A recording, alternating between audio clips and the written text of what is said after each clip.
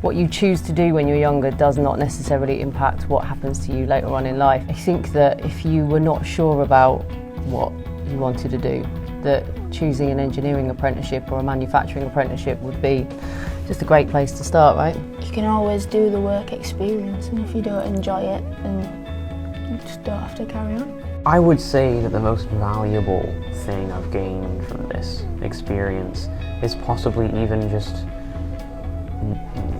getting to know what a workplace is like. It's a lot easier with a small team. Yeah. And because you're nice people and no one judges anyone. It changes your way of seeing the world, because suddenly you have to adjust to what it's like to be a working person.